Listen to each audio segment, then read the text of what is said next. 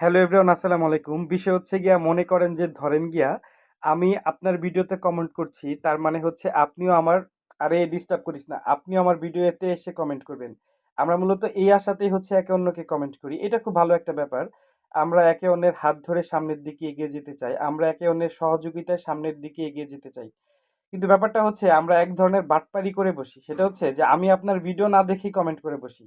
এবং আমাদের সময়ের খুব অভাব, যার কারণে আপনার ভিডিওটা আমি দেখি না। আপনিও যেটা করেন, আমার ভিডিও না দেখেই কমেন্ট করে বসেন। এই যে এটা হচ্ছে একে অন্যের ক্ষতির কারণ হয়ে দাঁড়ায়। ভিডিও না দেখে কমেন্ট করে সেই ভিডিওটাকে হচ্ছে আমরা ডাউন করে দেই, এটাই হচ্ছে মূল ব্যাপার।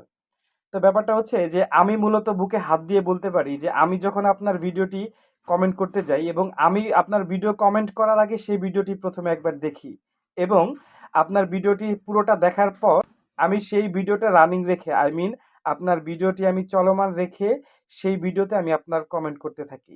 এবং কমেন্ট করা শেষ হলে আপনার ভিডিওটা আমি আরেকবার দেখি। তার মানে টোটাল ৩ বার আমি আপনার ভিডিওটি দেখি, যাতে আপনি সামনের দিকে এগিয়ে যেতে পারেন।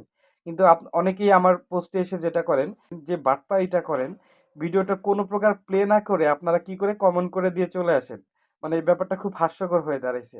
সো এটা হচ্ছে নিজের সাথে নিজেই ফাঁকিবাজি। এই ব্যাপারটা যদি না বুঝেন, তাহলে আমার আসলে কিছু বলার নাই। Sorry to say.